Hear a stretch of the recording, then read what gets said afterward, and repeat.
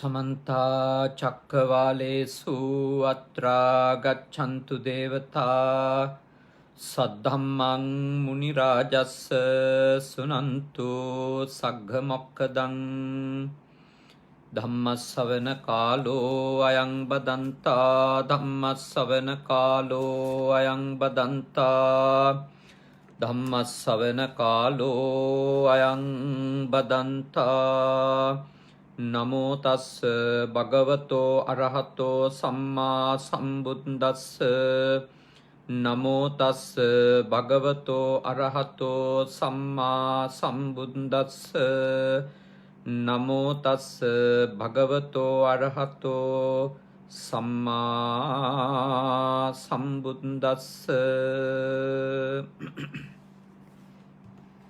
කාරුණික ශ්‍රද්ධාකාමී පින්වතුනි, ඔබ හැම කෙනෙක්ම මේ වෙලාවේ ඊටම ශ්‍රද්ධාවෙන් ගෞරවයෙන් යුක්තව බුදු පුතුන් මුහුණු පොත සමග එකතු වෙලා සිටින්නේ තථාගත ලෞතුරු බුදුරජාණන් වහන්සේ දේශනා කරපු උතුම් දහම් පදයක් ශ්‍රවණය කිරීමේ අභිලාෂය අරමුණ ඇතුව අද මේ පින්කම සිද්ධ කර දෙන ලෙස අපට බොහොම ගෞරවයෙන් ආදරයෙන් ආරාධනා කරන්නට යෙදුනේ අපේ පැවිදි සහෝදර ස්වාමීන් වහන්සේ නමක් වන ඉතාලියේ මෝදෙනා නගරයේ මෝදෙනා මෛත්‍රී භාවනා මධ්‍යස්ථානයේ බෞද්ධ විහාරස්ථානයේ ආධිපත්‍ය හොබවන ශාස්ත්‍රපති පණ්ඩිත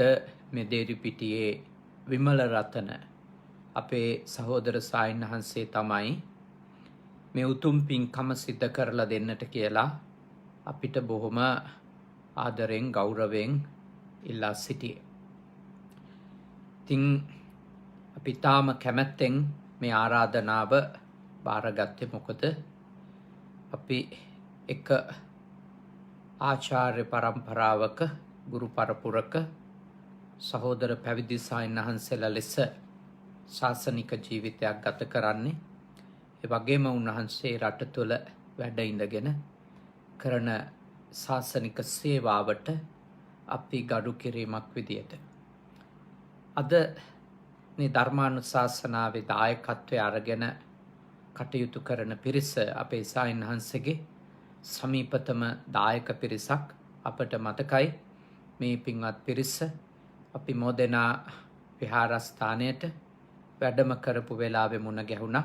නන්දන කන්නංගර මැතිතුමා, එම මැතිනිය සමුද්‍රිකා මැතිනිය, ඒ ඇත්තෝ අපිට මුණ ගැහිලා අප හමු වෙලා කතා බහ කළා. ඒ ධර්මදේශනා පින් කටයුතු වලට ශ්‍රද්ධාවෙන් දායක වුණා. ඉතින් අද ඒ සමුද්‍රිකා මොරගොල්ල මැතිනිය ඇතුළු පින්වත් සහෝදර සහෝදරියන්ගේ කැනඩාවේ වැන්කුවර්වල ජීවත් වෙන රේණුකා මොරගොල්ල මැතිනියගෙත්, ලංකාවේ බණ්ඩාරවෙල ජීවත් වෙන ප්‍රියන්ත මොරගොල්ල මැතිතුමාගෙත්, රත්නපුර ජීවත් වෙන දීපිකා මොරගොල්ල මැතිනියගෙත්, ඉතාලියේ රෙජියෝ එමිලියා නගරයේ ජීවත් වෙන සමුද්‍රිකා මොරගොල්ල මැතිනියගෙත් ආදරණීය මෞතුමිය අවුරුදු 3කට පෙර මාර්තු 23 වෙනිදාට අදට අවුරුදු 3කට පෙර අභාවයට පත් ගුණශීලී ලියනගේ ආදරණීය අම්මට පින් අනුමෝදන් කිරීම තමයි මේ පින්කමේ මුඛ්‍ය පරමාර්ථය. අදට අවුරුදු 27කට කලින් අභාවයට පත් වෙච්ච වසර 27කට කලින් චාල්ස් මොරගොල්ල ආදරණීය පියාණන් වහන්සේට පින් අනුමෝදන් කිරීම මෙහි අනෙක් අරමුණ. ඒ වගේම දැනට කැනඩාවේ වැන්කුවර්වල ජීවත් වෙන රේණුකා මොරගොල්ල මැතිනියගේ ආදරණීය ස්වාමි පුරුෂයා වසර 21කට පෙර කැනඩාවේදී අභාවයට පත් බණ්ඩාරවෙල හිටපු ප්‍රධාන සිවිල් ඉංජිනේරු ශ්‍රීපාලි කරුණාසේන මැතිතුමාට එතුමියගේ රේණුකා මැතිනියගේ ආදරණීය ස්වාමි පුරුෂයාට පින් අනුමෝදන් කිරීම මේ පින්කමේදී අපේක්ෂා කරනවා. ඉතින් ඒ සහෝදර සහෝදරියෝ අම්මා තාත්තට පින් අනුමෝදන් කරන්නටත් පවුලේ සොහොයුරියගේ ආදරණීය ස්වාමි පුරුෂයාණන්ට පින් අනුමෝදන් කරන්නටත් තමයි අපේ මේ දේරිපිටියේ විමල රතන සායින් වහන්සේගේ මඟ පෙන්වීම ඇතුව මේ උතුම් පින්කම සංවිධානය කරගත්තේ.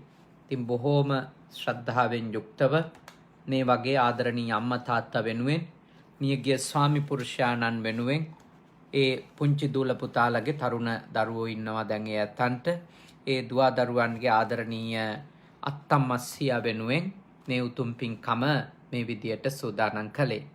ඉතින් මං කල්පනා කළා අද ඔබත් එක්ක සාකච්ඡා කරන්න ඊටාම වටින සූත්‍ර දේශනාවක්. සූත්‍ර දේශනාවේ නම වණිජ්ජා සූත්‍රය. වණිජ්ජා සූත්‍රය. අංගුත්තර චතුක්ක නිපාතේ තමයි අපට මේ සූත්‍ර දේශනාව හමු වෙන්නේ.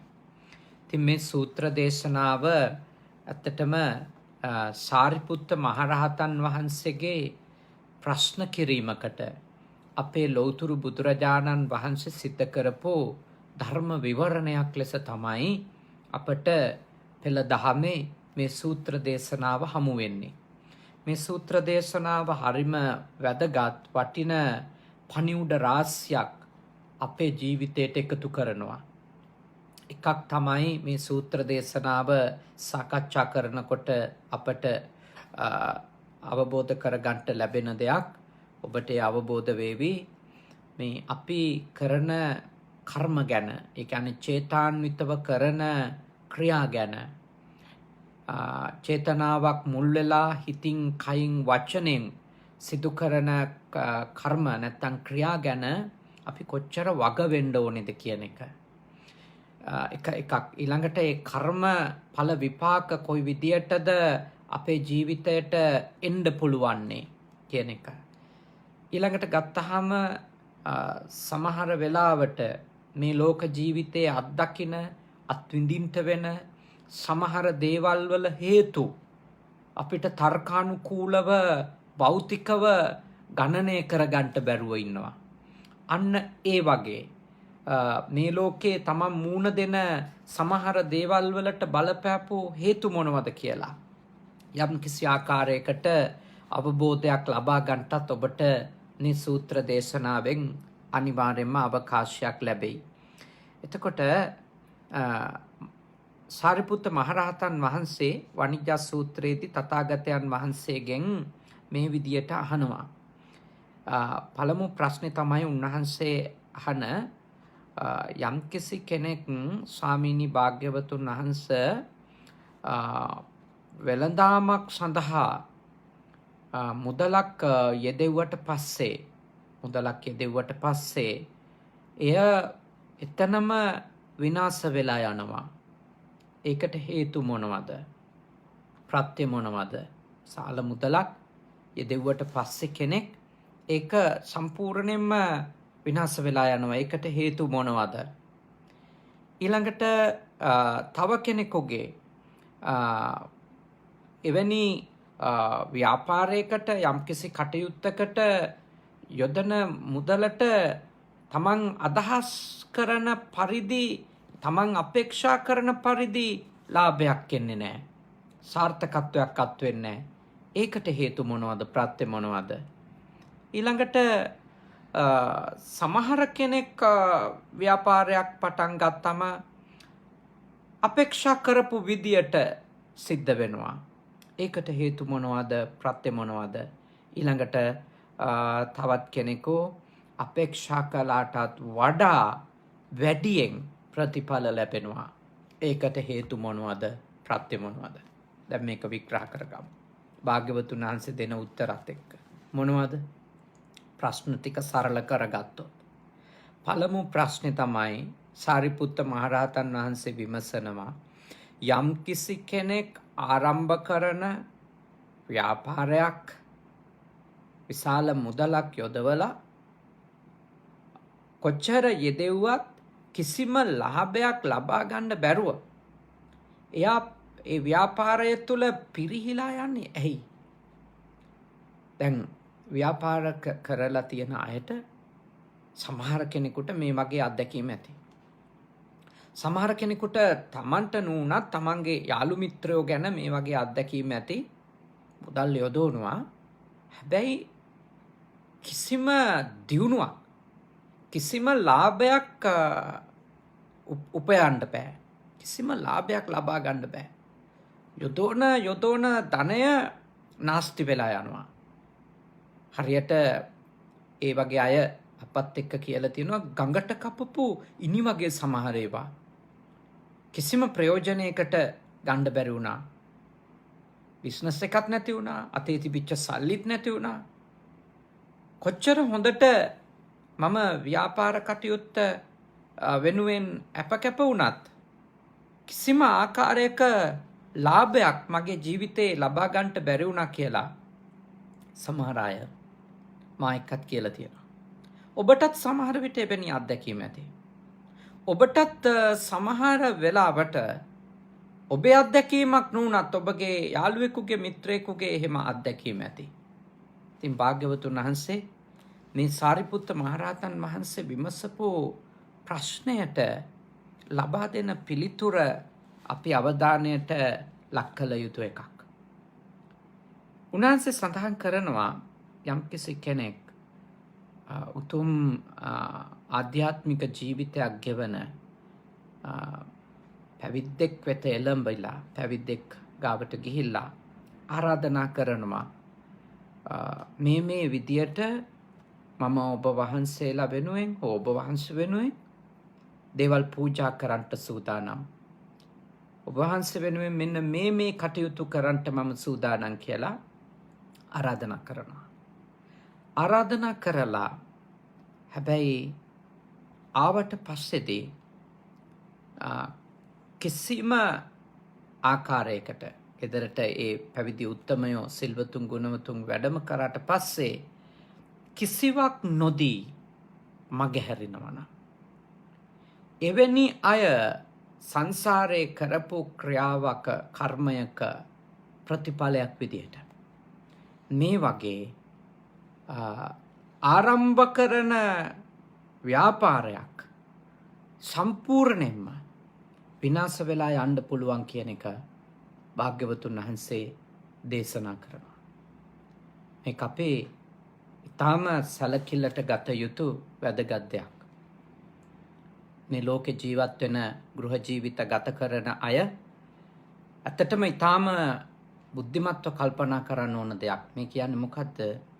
යෝ බ්‍රාහ්මණං වා සමණං වා යම් කිසි කෙනෙක් උතුම් ශ්‍රමණෙක් හෝ බ්‍රාහ්මණෙක් මුසාවාදේන වංචේතිනේ බොරුවෙන් වංචා කරනවා නම් තාම උතුම් ජීවිතයක් ගත කරන ඊටාම ප්‍රබුද්ධ ජීවිතයක් ගත කරන ආධ්‍යාත්මික දියුණුවකින් යුක්ත කෙනෙකු රවටන එක හරිම භයානක දෙයක් කියලා තමයි මෙයින් අපිට ලැබෙන පළමු පණිවුඩයනේ. පළමු පණිවිඩය. එතකොට අපි තාම පරිස්සම් වෙන්න ඕන මේ ලෝකෙ කිසිවෙකු බොරුවෙන් නොරවටා ඉන්න කිසිවෙකු. ඒකට තමයි පළමුවෙන්ම අපි උත්සාහ කරන්න. හැබැයි යටත් පිරිසෙන් තමන්ට වඩා සීලාදී ගුණයන්ගෙන් උසස් අය බොරුවෙන් රවටන්නේ නැතුව වංචා නොකර ජීවත් වෙන්න සසර ගැන කල්පනා කරන සසර ගැන විශ්වාස කරන අය පරිස්සම් වෙන්න ඕනේ. මොකද හේතුව අපි මේ වෙලාවේදී එහෙම උතුම් සිල්වත් ගුණවත් අය ආධ්‍යාත්මික ජීවිතයක් ගත කරන අය ඒ විදිහට බොරුවෙන් කපටිකමින් අපි රැවටුවොතින් ඒකේ ප්‍රතිඵලය උන්වහන්සේලා ශාප කරනවා හෝ උන්වහන්සේලා ඔබට අයහපතක් වෙන්න කියලා ප්‍රාර්ථනා කරනවා හෝ ඒක කවදාවත් වෙන්නේ නැහැ. සිල්වත් ගුණවත් ආධ්‍යාත්මික දියුණුවක් සහිත උතුමෙක් නම් කවදාවත් තමන්ව රැවටුවා කියලා එයාට වෛර කරලා වෛරීව ක්‍රෝධයෙන් ද්වේෂයෙන් අයහපතක් වෙන්න කියලා ප්‍රාර්ථනා කරන්නේ නැහැ. කිසිසේත්ම ආධ්‍යාත්මික දියුණුවක් සහිත උතුමෙකුගෙන් ඒක වෙන්න බෑ. හැබැයි තමන් විසින් ඊටාම දැනුවත්ව ඒ විදියට උතුමෙකුට වංචා කරන එක. ඒ තමන් නිර්මාණය කරගන්න තමන් සකසන කර්මය ඒකේ විපාකය තමන්ට එනවා. ඒ කර්මය තමන්ම ගොඩනගන කර්මයේ විපාකයට තමන්ට මූණ දෙන්න වෙනවා. ඒ නිසා ඔබ ගොඩාක් සැලකිලිමත් වෙන්න. ඔබට වඩා සිල්වත් ගුණවත් උතුම් ජීවිතයක් ගත කරන ගිහියෙක් වුණත් පැවිද්දෙක් වුණත් වංචා කරන්න එපා. බොරුවෙන් රවට්ටන්න එපා. ව්‍යාපාර කරනවා නම් හෝ ඔබ සාමාන්‍ය ජීවිතයක් ගත කරන මනුෂ්‍යයෙක් විදියට ඔබ කිසිවෙකු බොරුවකින් නොරවැටිය යුතුයි. ඒක තමයි බුදුදහමේ ඉගැන්වීම. ඒක තමයි බුදුදහම අපිට පුහුණු වෙන්න කියන මූලික ශික්ෂා අතර එකක්. කිසිවෙකු බොරුවෙන් රවට්ටන්න එපා කියන එක. හැබැයි විශේෂයි දැන් අපේ ධර්මයට අනුව අපි පිළිගන්නවානේ. සිල්වත් ගුණවත්කම වැඩි කෙනාට අපි යම් කිසි දෙයක් හොඳ දෙයක් කරොත් ඒකේ ආනිසංස පක්ෂය වැඩි. ඒ වගේමයි සිල්වත් ගුණවත්කම වැඩි කෙනාට අපි අයහපතක් කළොත් ඒකේ විපාකත් බලගතුයි. මොකද යහපත් අයටත් අයහපත් අයටත් කියන දෙගොල්ලටම අපි බොරු නොකර යුතුයි. කපටිකම් නොකළ යුතුයි. වංචාවන් නොකළ යුතුයි.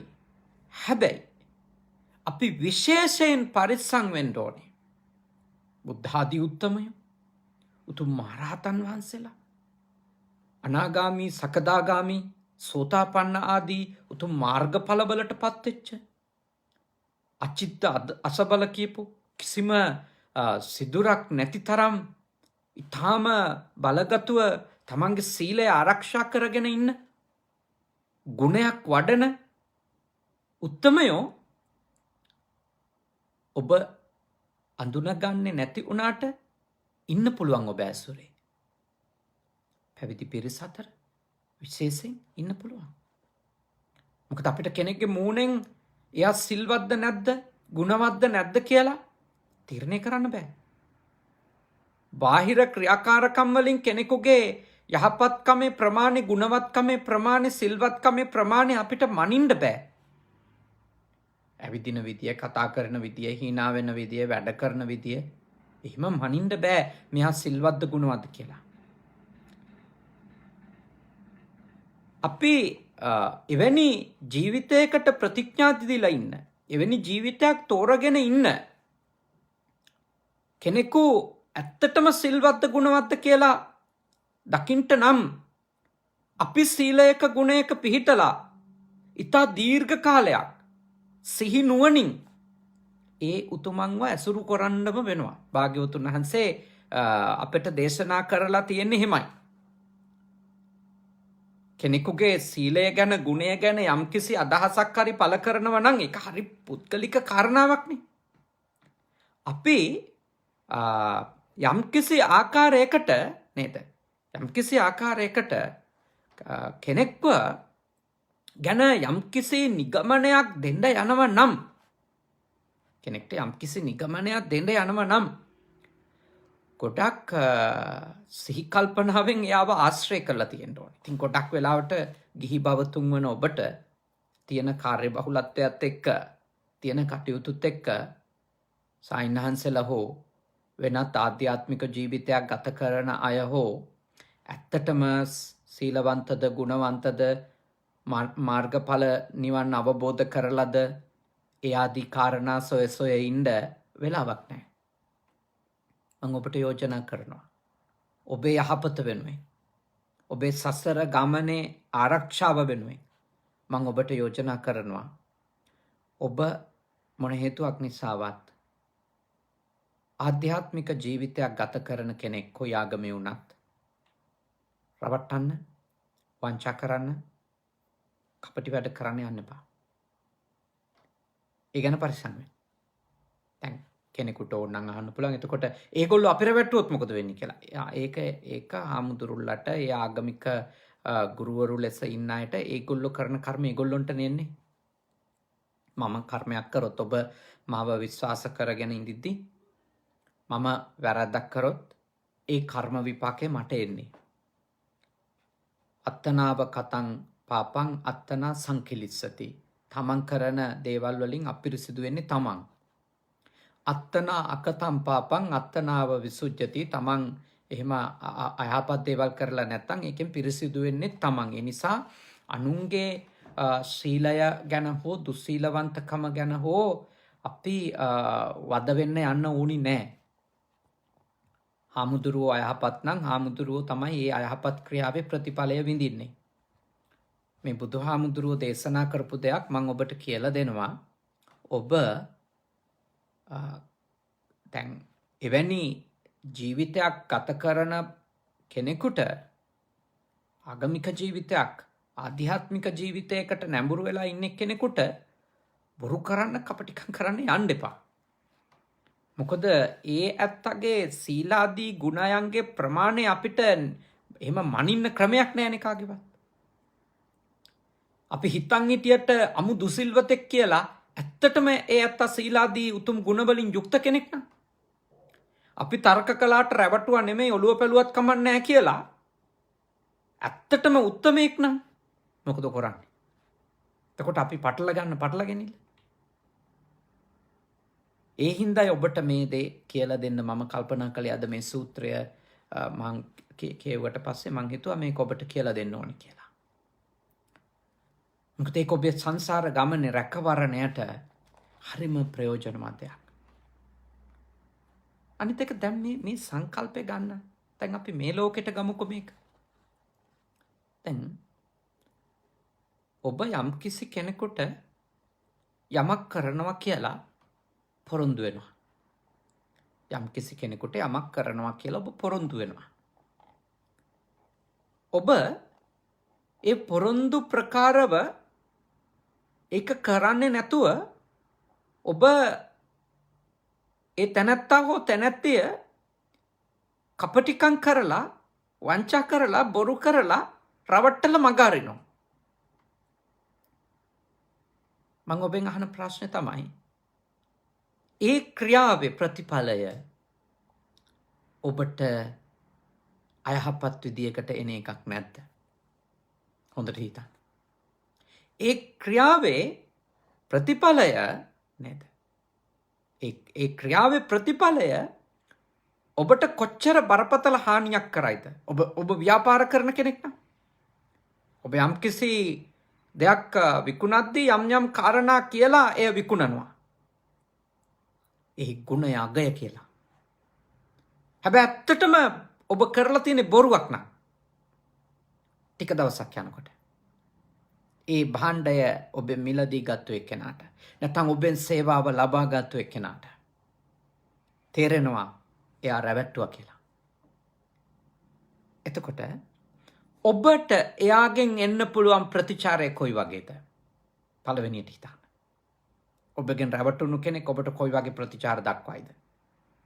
ඔබ ව්‍යාපාරයක් කරන කෙනෙක් නම් ඔබගෙන් රැවටුණු කෙනෙක් ඔබ හිතනවද ඔබත් එක්ක ගනුදෙනු කරන්න තව කෙනෙකුට ඉඩ දෙයි කියලා?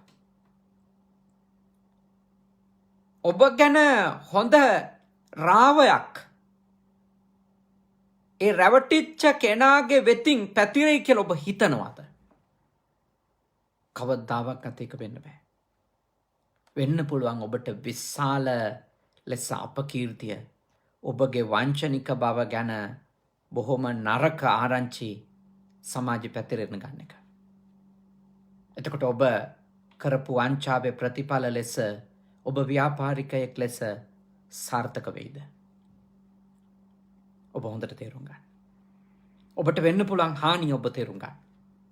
සිල්වතුන් ගුණවතුන් රැවටීම කියන එකේ විපාකය භාග්‍යවතුන් වහන්සේ වදාලා. දැන් ඒක අපි සංකල්පයක් විදියට අරගෙන මේ ලෝකෙදී අපිට මේ ලෝකෙදී අපි යම්කිසි කර්මාන්තයක කටයුත්තක නියැලී ඉන්නවා නම් අපි එතනදී අනෙකාව වංචා කරනවා නම් එතකොට අපිට අපේ කර්මාන්තයෙහි ක්‍රියාවෙහි අපි කරන ව්‍යාපාරයෙහි දියුණුවක් ලබා ගන්නට කොහොමද පදනමක් ඇති? අපි බොරු කරලා කපටිකම් කරලා මිනිස්සු රවට්ටනවා නම් වෙළඳාම ඇතුලේ වෘත්තිය ඇතුලේ අපිට මිනිස්සු එකතු වෙන්න විදියක් නැහැ. මිනිස්සු අපිව පිළිකුල් කරයි. එතකොට භාග්‍යවතුන් වහන්සේ දේශනා කරපු දේ ඍජුවම ඊළඟ භවයට බලපාන හැටිනේ උන්වහන්සේ පැහැදිලි කරන්නේ. මේ භවයේ ප්‍රශ්නවලට මූණ දෙමින් ඉන්න අයගේ කලින් හේතුවනේ භාග්‍යවතුන් වහන්සේ සාරිපුත්ත මහරහතන් වහන්සේ ගාව මේ විස්තර කරලා දෙන්නේ. හැබැයි මේක අපි මේ ලෝකෙට ප්‍රායෝගික ජීවිතයට ගත්තම මොකද්ද පේන්නේ? පේනවා අපි කෙනෙකු ව්‍යාපාරයේදී රැවට්ටුවොත්, බොරු කරොත්, කපටිකම් කළොත් ඒකේ ප්‍රතිඵලය අපිට භුක්ති විඳින්න වෙනවා. ප්‍රතිඵලය භුක්ති විඳින්න වෙනවා. ඒක දිට්ඨ ධම්ම වේදනීයයි. සංසාරික කර්ම විපාකයක් විතරක් නෙමෙයි ඒක එන්න පුළුවන්. මේ ලෝකෙදිම ඒ ඔබට එන්න පුළුවන්. ඔබ මොන ක්‍රියාව කරත් මම ඔබට යෝජනා කරනවා. ඔබ අනේකාව රවට්ටලා ඔබට යහපතක් අපේක්ෂා කරනවා නම් ඒ අපේක්ෂාව හුදු සිහින මාත්‍රයක් විතරයි කියන එක තේරුම් ගන්න. කොයි වෙලේ හරි වෙලාව දන්නේ තැන කියන්නත් බෑ හරියටම. හැබැයි ඔබව එලිදරව් වෙනවා. බොරුවේ වංචාවේ කපටිකමේ තියෙන නරක තමයි වෙලාවයි තැනයි දන්නේ නැති වුණාට කොයි වෙලේ හරි එලිදරව් වෙනවා. එතෙන්දී ඔබ ඉවර වෙනවා. එතෙන්දී අපිට අපේ ගමන යන්න තවදුරටත් අවස්ථාවක් හම්බ වෙන්නේ නැහැ. එතෙන්දී අපේ පරිහානිය ආරම්භ වෙනවා. ඉතින් අපි කරන දේවල් ගැන අපි ගොඩක් වග වෙන්න ඕනි. ගොඩක් කල්පනාකාරී වෙන්න ඕනි. ඊටාම සිහි නුවණින් යුක්තව අපි කරන ක්‍රියාවන්හි අපි සති සම්පජාඤ්ඤයෙන් යුක්ත වෙන්න ඕනි. තාම පරිස්සම් වෙන්න ඕන. එතකොටයි අපිට අපේ ජීවිතේ සිද්ධ වෙන්න පුළුවන් හානි අවම කරගන්න පුළුවන්කම තියෙන්නේ. සංසාරික කාරණාව භාග්‍යවතුන් වහන්සේ වදාලා. දැන් ඔබට තේරෙනවා නම් ඔබ ව්‍යාපාරිකයෙක් විදියට නොකල යුතු සියල්ල නොකර හිටියත්, කල යුතු සියල්ල හරියටම කරත් ඔබට මේ වෙනකලුත් ඔබ ලොකු අලාභ භුක්ති විඳින්මින් ඉන්නවා නම් ඒකට හේතු ලෙස සංසාරිකව උතුමන් රවට්ටලා තියෙන එක, උත්තමයින්ට බොරු කරලා තියෙන එක, ආධ්‍යාත්මිකව උතුම් ජීවිත ගෙවන අයට වංචා කරලා තියෙන එක සංසාර ගමනේදී ඔබට බලපෑමක් විදියට, කර්ම විපාකයක් විදියට ඉදිරිපත් වෙලා තියෙනවා වෙන්න පුළුවන්. ඒවා නැති කරන්න ඔබට කරන්න පුළුවන් මොකක්ද? දැන් ඔබ කරන සෑම කටයුත්තකම අවංක වෙන එක. සිල්වත්ද නැද්ද කියලා නොබලා, යහපත් කෙනෙක්ද අයහපත් කෙනෙක්ද කියලා නොබලා, හොඳ කෙනෙක්ද නරක කෙනෙක්ද කියලා නොබලා වර්ගීකරණයක් කරන්නේ නැතුව, කිසිවෙකු රවට්ටන්නේ නැහැ මම මගේ වෘත්තිය ඇතුලේ, කිසිවෙකු රවට්ටන්නේ නැහැ මම මගේ ව්‍යාපාරික ජීවිතය ඇතුලේ, කිසිවෙකු රවට්ටන්නේ නැහැ මම මගේ පුද්ගලික ජීවිතය ඇතුලේ කියන ප්‍රතිපත්තියට එන්න. සමහර විට අර අතීත කර්මය යටපත් කරගන්න ඒ ප්‍රතිපදාව ඔබට උපකාරයක් වෙයි. ඔබට යම්කිසි ආකාරයක රැකවරණයක් බවට ඔබගේ වර්තමාන කුසල කර්ම ශක්තිය ඔබට පිහිටක් ආධාරයක් වෙයි. ඔබ අඛණ්ඩව ඔබ යහපත් බව පවත්ව ගන්න. නිර්වද්‍යතාවය පවත්ව ගන්න ඔබ කරන කටයුතු වල. සංසාරේ වෙච්ච දෙයකටත් ඔබ කරපු දෙයකටත් දරුණු විපාක විඳින්මින් ඉඳිද්දී මේ ආත්මෙත් ඔබ තවත් ඉදිරියටත් දරුණු විපාකම එකතු වෙන, විඳින්න වෙන ක්‍රියාවන් කරන්න එපා කියන එක තමයි මේ දේශනාවේදී ඔබට සිත කෙරෙන පළමු යෝජනාව වන්නේ. කොහොඳට තේරුම් ගන්න උත්සාහ කරා. ඊළඟට සාරිපුත්ත මහරහතන් වහන්සේ දෙවනි ප්‍රශ්නෙකුත් ඇහුවා භාග්‍යවතුන් වහන්සේගෙන්. මොකද්ද? ස්වාමීනි, සමහර කෙනෙකුට එයා ධනයක් යොදවලා ව්‍යාපාරයක් පටන් ගත්තම, කර්මාන්තයක් පටන් ගත්තම අදහස් කරන ප්‍රමාණයට හම්බ වෙන්නේ නැහැ. හම්බ වෙනවා, ඒත් අදහස් කරන ප්‍රමාණයට හම්බ වෙන්නේ නැහැ. ඒකට හේතුව මොකද්ද? ප්‍රත්‍ය මොකද්ද කියලා භාග්‍යවතුන් වහන්සේ දේශනා කරනවා. එහිදී යම් කිසි කෙනෙක් සිල්වතෙක්, ගුණවතෙක් හමු වෙලා තමන් ඒ සිල්වතා ගුණවතා වෙනුවෙන් මේ දේ කරන්නම් කියලා පොරොන්දු වෙලා ප්‍රකාශ කරලා, හැබැයි ඒ වෙලාවේ අදහස් කරපු විදියට, කල්පනා කරපු විදියට, ඒ වෙලාවේ ප්‍රකාශ කරපු විදියට දේවල් කරන්නේ නැතුව යම් දෙයක් කරනවා. අන්න ඒ වගේ කර්ම කරගෙන ආපු අය ඉන්නවා කියලා භාග්‍යවතුන් වහන්සේ දේශනා කරනවා. මේ ලෝකෙදී යම් යම් කටයුතු වලට ඊටාම උද්‍යෝගයෙන් ලොකු ධනයක් යට කරලා, ලොකු වෙලාවක් කැප කරලා දේවල් ආරම්භ කරාට අදහස් පරිදිම හිතපු තරම්ම ලාභ ලැබෙන්නේ නැහැ කියලා. හිතපු තරම් ලාභ ලැබෙන්නේ නැහැ. එහෙම අත්දැකීම ඔබට ඇති. හිතපු තරම් ලාභ නැහැ. අදහස් කරන මට්ටමට ලාභ එන්නේ නැහැ. ගොඩාක් සල්ලි යට කරනවා, හරියට කැප වෙනවා, දිවාරෑ නොබලා වෙහෙසෙනවා. ඒත් බලාපොරොත්තු වෙච්ච විදිහේ සාර්ථකත්වයක් ලබා ගන්නට හම්බ වෙන්නේ නැහැ. දැන් මේ කාරණාවත් භාග්‍යවතුන් වහන්සේ පෙන්වලා දෙන්නේ සංසාරිකව ඒ තැනත්තා කරපෝ බොරුවක, වංචාවක, කපටිකමක ප්‍රතිවිපාකයක්, ආදීනවයක්. මොකක්ද?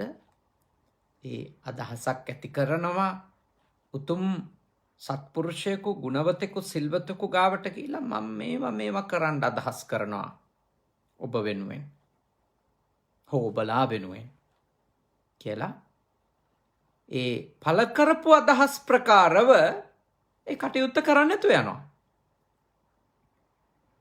උන්වහන්සේලා ශාප කරලා නෙමෙයි, උන්වහන්සේලාගේ ශාපයක් විදියට නෙමෙයි ඒ ඇත්තා සංසාර ගමනේදී මේ වගේ අයහපත් ප්‍රතිවිපාකයක් ලබන්නේ.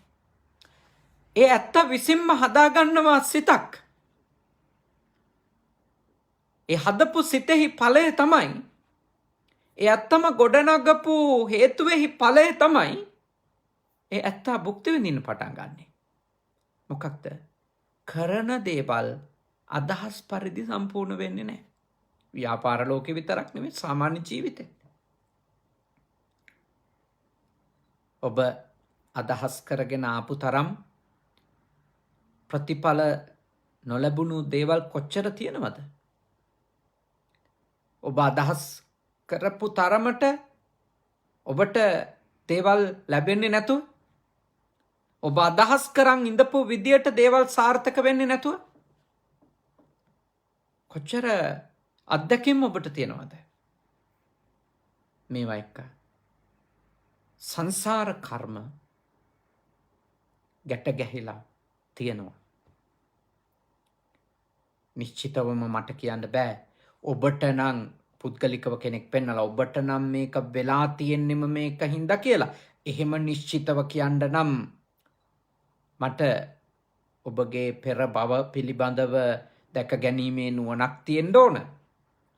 නමුත් භාග්‍යවතුන් වහන්සේගේ දේශනාවට අනුව මට ඔබට කියන්න පුළුවන් ඔබගේ මේ ලෝක ජීවිතයේ ඔබ කරන ක්‍රියාවට ප්‍රාමාණික අපේක්ෂිත ප්‍රතිඵලයක් එන්නේ නැත්තම් ඇත්තටම ඔබ ඒ ක්‍රියාවේ ඵලදායී බව ලබා ගන්න අවශ්‍ය කරන සියලු කරුණුකාරණා සම්පූර්ණ කරලත් නම් තියෙන්නේ.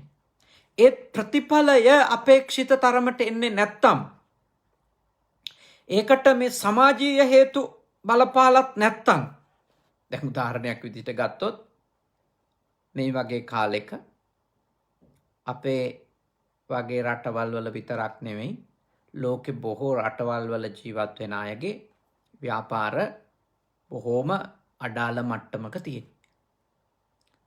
ඒ අතරතුරේ ඊටාම ඉහළට ව්‍යාපාර දියුණු කරගත්තු අයත් ඉන්නවා. ඒ ඇවිල්ලා මේ තාම සුළු පිරිසක් මේ වසංගත සමයේත් බිලියන ට්‍රිලියන ගණන් ආදායම් උපයලා තියෙනවා. ඒගොල්ලෝ කරන ව්‍යාපාරත් එක්ක ඒගොල්ලෝ යම් යම් සාර්ථකත්වයන් ජයග්‍රහණ ඔවුන් උදා කරගෙන තියෙනවා. එතකොට හැබැයි බහුතරයක් මිනිස්සු අපේ වගේ රටවල් වල අන්තිම අසරණ තත්ත්වයට පත් වෙලා තිබෙනවා. රාජ්‍යය මේ වෙලාවේ පවතින කඩාවැටීම එක්ක. ඒ රාජ්‍යයන්හි පවතිනා වූ දේශපාලනික අර්බුද, ආගමික ඝට්ටන, ත්‍රස්තවාදී අර්බුද, ඊළඟට වසංගත මේ ආදී කරුණු කාරණා නිසා පොදුවේ යම් ආර්ථික පරිහානියක් ලෝකෙ පුරාමත් අපේ රටේත් ගොඩක් දකින්න ලැබෙනවා. ඒවට විවිධ හේතු බලපාලා තියෙනවා. නමුත් ඔය හේතු නොවන, ඒ කියන්නේ ඔය හේතු නිසා නෙවෙයි නම් ඔබේ සාර්ථකත්වය එන්නේ නැත්තේ. ඔය කාරණා බලපෑමකින් නෙමෙයි නම් ඔබගේ දියුණුව මේ වෙලාවේ ලැබෙමින් නැත්තේ. ඔබට කල්පනා කරන්න වෙනවා. එහෙනම් ඇයි? ඒක භූතයින්ට, ප්‍රේතයින්ට හෝ වෙනත් නොපෙනෙන බලවේගයකට ඒ පරිහානියට හේතු දෙනවට වඩා මම ඔබට යෝජනා කරනවා ඔබ කරන කර්මයෙහි විපාකයක්ද මේක කියලා බලන්න ඔබ සැලකිලිමත් වෙන්න කියලා. සරල වතීත කතාව පැත්තකින් තියන්නකෝ. ඔබ මේ දන්න කාලේ පුබ්බේ නිවාස අනුස්මෘති ඥානය ඕනේ නැහැ ඔබේ ඊළඟ ආත්මෙ මෙනෙහි කිරීම දක්වා මේ ටික තේරුම් ගන්න. දැන් මේ ඔබට පුළුවන් ඔබ පහුගිය අවුරුදු 10ක 15ක අතීතයේ ඔබ කොහොමද ව්‍යාපාරික කටයුතු වල නියලුනේ. එහිදී ඔබගෙන් සේවාවක් ලබා ගන්න ආපු ඇත්තන්ට ඒ මුල් අවස්ථාවේදී දීපු අදහස් ඇති කරපු විශ්වාසය ඒ විදියටම ඔබගේ සේවාව ලබලා නිමා වෙනකම්ම ඔබ ආරක්ෂා කළාද? නැත්තම් මගදී කෑලි කැපුවද? මගදී ඒ විශ්වාසය paludu වෙන විදියට, බිඳ වැටෙන විදියට ඔබ කටයුතු කරාද? බුද්ධිමත්ව හිතන්න. සීකල්පනාවෙන් බැලුවොත් මේ මම හොඳ මිනිහා කියලා හිතාගෙන බලන කට්ටියට නම් එහෙම මේවා තේරුම් ගන්න බෑ. මම හොඳයි, මම යහපත්, මං ඔය නරක වැඩ නෑ. එහෙම කියලා අර තමන් ගැන තියෙන పూర్ව මේ නිගමනවල ඉන්නේ. ඒ වගේ අයට මේවා තේරුම් ගන්න බෑ. හැබැයි මේ සිහි කල්පනාවෙන් මේ තමන්ගෙන් එළියට ගිහිල්ලා තමන් දිහා බලනවා නම්, තමන්ට තමන් වසඟ වෙලා තමන් තුල තමන් කිමිදිලා බලන්නේ නැතුව තමන් එළියෙන් ඉඳන් තමන් දිහා බලනවා නම් මම මිනිස්සුන්ට ඇති කරපු අදහස්, ඒ අදහස් පරිදිම මාත් එක්ක කරපු කර්මය ක්‍රියාව නිම වෙනකම්ම මම ආරක්ෂා කළාද? නැත්තම් මං ඒවයි කොටස් අඩු කරාද මගදී? මගදී කොටස් අඩු කරාද? අන්න එහෙමනම් ඔබට දැන් ඔබේ ආර්ථික පරිහානියට, ඔබේ ජීවිතයේ යම් යම් කඩාවැටීම් වලට ඔබ ඒ කරපු ක්‍රියාවේ ප්‍රතිඵලය දැන් ඔබට පැමිණෙමින් ඇති. ලංකාව වගේ රටකට නම් මම හිතන්නේ මේ නෙළමින් ඉන්නේ අපේ රට අවුරුදු 20ක් 25ක් තිස්සේ කරපු සියලු දූෂිත ක්‍රියාවල සියලු අයහපත් හැසිරීම් වල ප්‍රතිඵල ලංකාව රාජ්‍යයක් විදියට දැන් උග්‍ර ලෙස භුක්ති විඳිනවා මට පේනවා. සියලු කපටිකම්, සියලු දූෂණ, සියලු වංචා, සියලු මගඩි වැඩ ඒවායේ විපාක විඳිමින් ඉන්නවා. රටක් විදියට. පුද්ගලයන්ටත් කල්පනා කරන්න වෙනවා තනි තනි පුද්ගලයෝ විදියට. මේ අපේ සංසාර කර්ම ඵල දීලාද? නැත්තම් මගේ මෑත අතීතයේ මගේ කටයුතු වල මගේ හැසිරීම, ඒ හැසිරීම් වලදී තිබිච්ච චෛතසික චේතනා කොයි තරම් පිරිසිදුද අපිරිසිදුද? කොයි තරම් විනිවිද භාවයකින් යුක්තද නැත්තම් ඊටාම වංචා සහගතද? ඔබ හිතන්න. එතකොට ඔබට ඔබේ ප්‍රශ්නේ තේරෙයි. බිස්නස් වල විතරක් නෙමෙයි, සාමාන්‍ය ජීවිතේ. මොකද ඔබ විසින් වපුරන ලද දේ මිසක වෙන දෙයක් ඔබ නෙලන්නේ නැහැ. ඔබ නෙලන්නේ ඔබ විසින් වපුරපු දේ. ඔබ විසින් වපුරපු දේ. වෙන දෙයක් නෙලන්නේ නැහැ ඔබ. ඒක අවබෝධ කරගන්න. ඒක බුද්ධිමත්ව තේරුම් ගන්න උත්සාහ කරන්න. එනිසා ඔබ ජීවිතේ ඇති කරපු අදහස් කෙනෙකු ගාව ඒවට පටහැනිව ඒවයි අඩු කරලා ඒවයි කොටස් නැති කරලා නම් ක්‍රියාවට නම් වන වෙලාවේදී ක්‍රියාවට නම් වන්නේ ඒක නරක ප්‍රතිඵලයක් විදියට ඔබට එයි. ඒකයි ඒක සරලව තේරුම් ගන්න තියෙන්නේ. ඊළඟට භාග්‍යවතුන් වහන්සේගෙන් සාරිපුත්ත මහරහතන් වහන්සේ විමසනවා, ස්වාමීනි, සමහර අය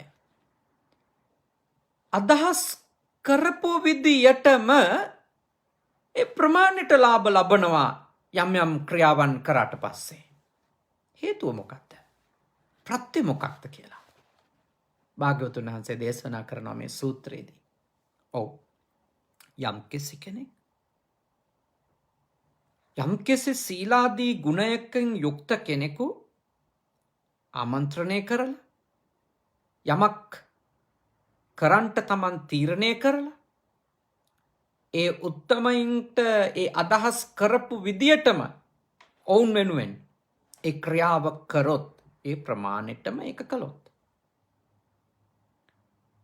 ඔවුන් ඒ ආත්ම භාව වලින් නික්මිලා දැන් මේ ආත්ම භාවයේදී ඉපදිලා යම් යම් කටයුතු කරගෙන යද්දී ඔවුන් අදහස් කරන විදියටම ඒ මට්ටමටම තමන්ගේ සිතැඟියාවන් සපුරා ගන්න. ඒ අදහස් කරන ප්‍රමාණයටම තමන්ගේ අරමුණු වල ඵලදායී බවක් ලබා ගන්න. ඒ සංසාරේ කරපු ඒ යහපත් ක්‍රියාව, යහපත් හැසිරීම, ඒ තුල පහල කරගෙන තිබිච්ච යහපත් චේතනාවන් එයත්න්ට උපකාරවත් වෙනවා කියන එක තමයි භාග්‍යවතුන් වහන්සේ අපිට දේශනා කළේ. ඒ කියන්නේ මොකක්ද? අපි යම්කිසි කෙනෙකුට යමක් සම්බන්ධව ප්‍රතිඥා කළා නම් මෙන්න මේ ටික මං කරනවා කියලා ඒ ටික හරියට කළා නම් කරන්න පුළුවන් එකයි බැරි එකයි. හරියට කියලා පැහැදිලි කරලා ඒ ටික කරා නම් කරන්න බෑයි කියපු ටික නොකර හිටියනම් අන්න ඒ ක්‍රියාවේ ප්‍රතික්‍රියාව නැත්තම් ඒ කර්මයේ ඵලය ඔබට ලැබෙනවා. ඔබ අත්විඳිනවා ඒක මේ ලෝකෙදිම. ඔබට ඒක මේ ලෝකෙදිම අත්විඳින්න පුළුවන්. මොකද ඔබ අදහස් කරලා පොරොන්දු ප්‍රකාරව ඔබගේ ක්‍රියාත්මක අවස්ථාවේදී තැසිරෙනවා. ඒකට බොරු කරන්නේ, කට්ටකම් කරන්නේ. ඒ මට්ටම කරනවා. ඒ මට්ටමට ලැබෙනවා. යම් අදහසක සිට ඔබ යම් දෙයක් කියනවද? ඒ ප්‍රමාණයට ඒ දේ කළොත් ඒ ප්‍රතිවිපාකය, එහි ඵලය ඔබ අත්විඳිනවා. බලන්න කොච්චර සන්දිට්ඨික ධර්මයක්ද? ඒක තමයි මේ ලෝකයේ යථාර්ථය. ඒක මේ ලෝකෙදිම අත්විඳින්න පුළුවන් ඔබට. ඉඳ බුද්ධිමත්ව ඔබ අද අත්විඳින දේවල් ධර්මානුකූලව විග්‍රහ කරගන්න. එතකොට ඔබට ඉන්න තැන තහවුරු වෙන්න පුළුවන්. ඔබ යහපත් තත්වයක නම් ඉන්නේ. ඒ යහපත් බව තුළ, ඒ කුසල තත්වයේ තුළ තව තවත් ඔබට ස්ථාවර වෙන්න පුළුවන්. තව තවත් ඔබට තහවුරු වෙන්න පුළුවන්. එතකොට මේවා අවබෝධ කර ගැනීම තියෙන ප්‍රයෝජන එකයි. තමන් දැන්ට ඉන්නේ යහපත් තත්වයක නම් ඒ යහපත් තත්වයේ තුළ තව දුරටත් ඔබට ස්ථාවර වෙන්න පුළුවන්. ඔබ දකිනවා මට මං අදහස් කරන ප්‍රමාණයට මං කරන දේවල් වල ප්‍රතිඵල මට ලැබෙමින් තියෙනවා කියලා.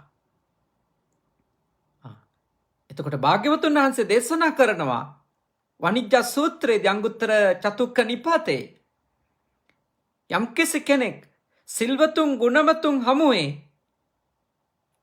ක්‍රියාවට නම් වන්න ඔවුන් වෙනුවෙන් කරන්ට යමක් අදහස් කළාද ඒ අදහස් කරපු විදියටම ඒ දේ කරාද ඒකේ ආනිසංස විදියට යමෙක් අදහස් කරන ආකාරයටම තමන් කරන ක්‍රියාවන් වල මේ ලෝකෙදී ඒ අදහස් කරන ප්‍රතිඵල ලබා ගන්නවා කියලා. ඒක සංසාරිකව. ඕක මේ ලෝකෙදී මෙහිමයි. ඔබ කෙනෙකුට පොරොන්දු වෙච්ච දෙයක් ඒ ප්‍රකාරව ඔබ සිද්ධ කරලා දුන්නොත් ඒක ඔබ ඉෂ්ට කළොත් මම ඔබට සිහි කරනවා අනිවාර්යෙන්ම ඔබ ගැන කතා කරයි මිනිස්සු. එයා කියපු වැඩේ කියපු විදියට කරලා දෙන කෙනෙක්. දෙනවයි කියපු දේ කියපු විදියට දෙන කෙනෙක්.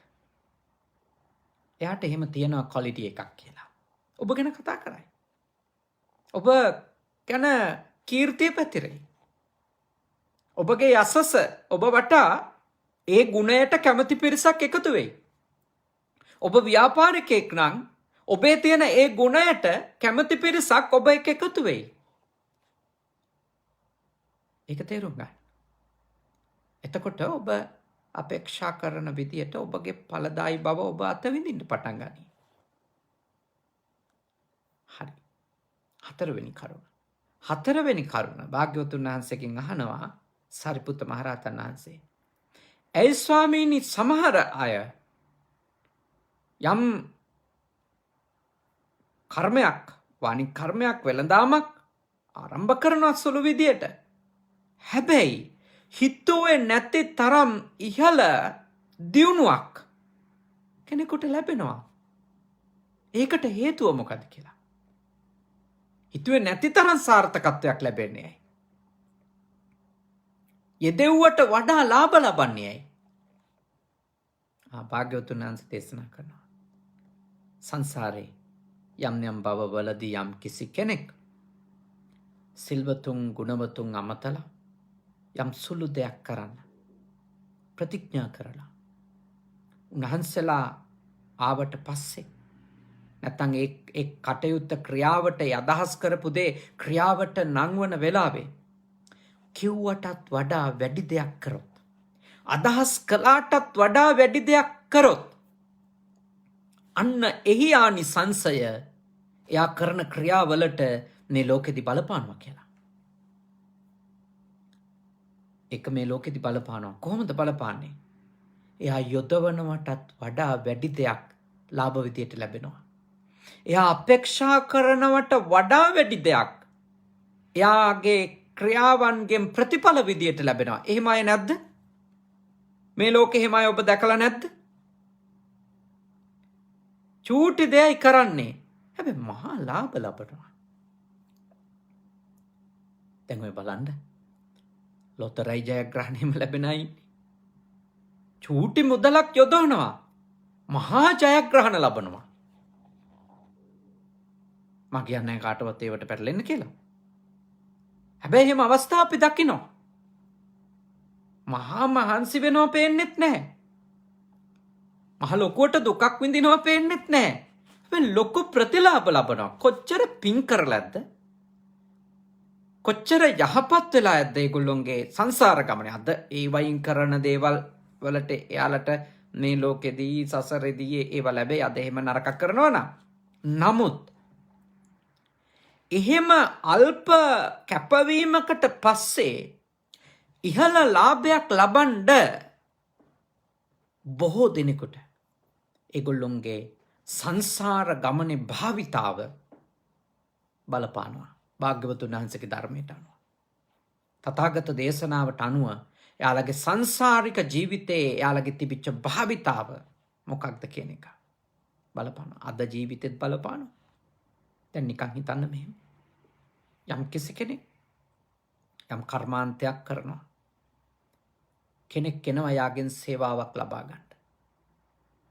එයා සේවාව ලබා ගන්න ආපු කෙනාට කියනවා මට මෙන්න මේ මට්ටමේ පොඩි දෙයක් තමයි ඉතින් කරලා දෙන්න පුළුවන් කැමති නම් කරගන්න මෙතනින්. මෙච්චර තමයි. හැබැයි එයා ඒ කටයුත්ත නිම කරනකොට එයා පොරොන්දුනාට වඩා වැඩියෙන් යමක් ඒ ඉල්ලපු මුදලට වඩා වැඩි යමක් එයා අය කරන මුදලට වඩා වැඩි දෙයක් ඒ තමන්ගේ මේ සේවාව ලබා ගන්න ආපු කෙනා වෙනුවෙන් එයා කරනවා කියලා හිතන්න. එයා ගැන අනිවාර්යෙන්ම කීර්තිය පැතිරෙනවා. එයා ගැන ගුණය මතුවෙනවා. කොයි වෙලේ හරි මතුවෙනවා. කොයි වෙලේ හරි යාගේ ගුණය මතුවෙනවා සමාජයේ. එයා ගැන කතා කරන වෙලාවක් එනවා. කාලයක් යයි. මොකද යහපත් බවට එහෙම මේ විශ්වයෙන් සාක්ෂි දරන්නේ නැහැ. ඒකට කල් යනවා. හැබැයි කාලයක් ගත වෙනකොට යම්කිසි කෙනෙක් පොරොන්දු වෙනවට වඩා වැඩි යමක් ක්‍රියාවෙදික් පෙන්නනවා නම් ඒකේ විපාකය මේ ලෝකෙදී අත්විඳිනවා. එහෙනම් ඔබ හැම තිස්සෙම උත්සාහ කරන්න. යම්කිසි කෙනෙකුට පොරොන්දු වෙනවට වඩා වැඩි යමක් ඔබේ පැත්තෙන් කරන්න. එතකොට ඔබ හිතන්නේවත් නැති විදිහේ සාර්ථකත්වයක් දවසක ඔබ අත්විඳී. අපි කියමුකෝ මේ ලෝකෙදී ඔබට එහෙම ලොකු සාර්ථකත්වයක් ආවේ නැහැ. ඔබ ඒත් අඛණ්ඩව ඔබේ යහපත් දේ අනිත් අය වෙනුවෙන් ඔබ පුළුවන් උපරිම දේ ඔබ පොරොන්දු වෙනවාට වඩා වැඩි දෙයක් ඔබ කරමින් ඉන්නවා. බය වෙන්න එපා. අපේ බුදුහාඳුරුවන්ගේ ධර්මයට අනුව ඔබේ ඒ යහපත් කර්මයට යහපත් ආනිසංසයක් සැකසෙනවා.